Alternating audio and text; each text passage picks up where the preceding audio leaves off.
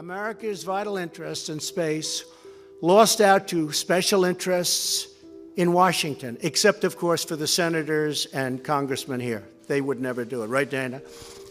But all of that is changing. We know that. My administration is reclaiming America's heritage as the world's greatest spacefaring nation. The essence of the American character is to explore new horizons and to tame new frontiers. But our destiny beyond the Earth is not only a matter of national identity, but a matter of national security. So important for our military, so important, and people don't talk about it. When it comes to defending America, it is not enough to merely have an American presence in space. We must have American dominance in space. So important. Very importantly, I'm hereby directing the Department of Defense and Pentagon to immediately begin the process necessary to establish a Space Force as the sixth branch of the armed forces. That's a big statement. We are going to have the Air Force and we are going to have the Space Force, separate but equal. It is going to be something so important. General Dunford, if you would carry that assignment out, I would be very greatly honored also. Where's General Dunford? General? Hey, what's up, guys? Tyler here with Secure Team. So I wanted to briefly touch on the subject of this new Space Force, which the President of the United States has just ordered the creation of. Many of you, most of you have probably seen this on mainstream news. It's all over the web. But if you haven't, well, in a nutshell, a couple of days ago, President Trump ordered the Pentagon to begin establishing a so-called Space Force, with the goal of furthering America's space programs and its dominance of space. While addressing the National Space Council in Washington, the president announced a number of initiatives, including a push to establish a permanent presence on the moon with an eye to a manned Mars mission. But the biggest one was the creation of this new branch to operate what the president termed Forbidden Skies, declaring that America was the first in flight, the first to the moon, and will always be first in space. And that it is not enough for just an American presence in space, but an American dominance, declaring it a matter of national security. And so the president has directed the chairman of the Joint Chiefs of Staff to begin preparations for making this Space Force a separate but equal branch of the U.S. military alongside the Army, Air Force, Navy, Marines, and Coast Guard.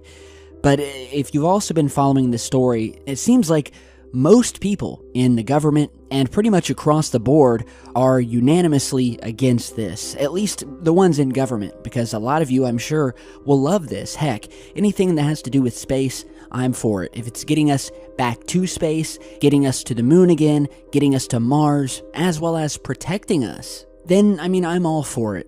But there's a lot of critics I've been noticing in the government who are extremely against this Space Force, and it's kind of made me wonder why. Why are people on both sides of the aisle so against this? And well, my main thought is, and I've discussed this here on the channel in the past, is that there has long been, for years now, and there's proof of, a long-standing secret space program that is vastly more advanced than anything that we could imagine.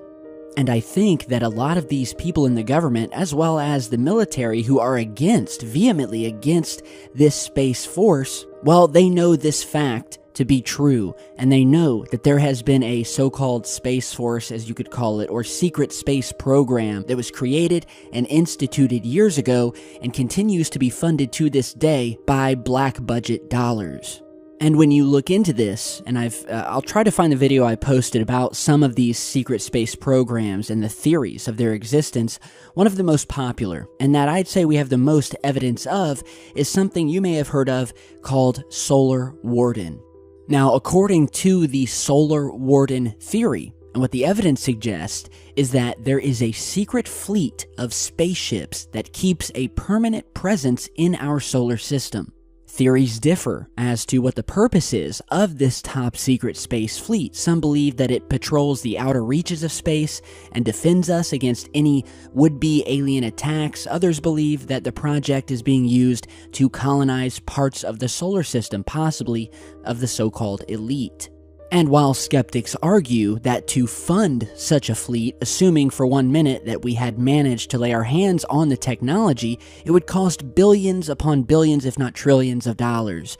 However, others argue that aside from just the black budget, there is another, even deeper, underground black budget that has been and continues to be used to fund this operation, not to mention that some of this technology used is a result of reverse-engineered alien craft.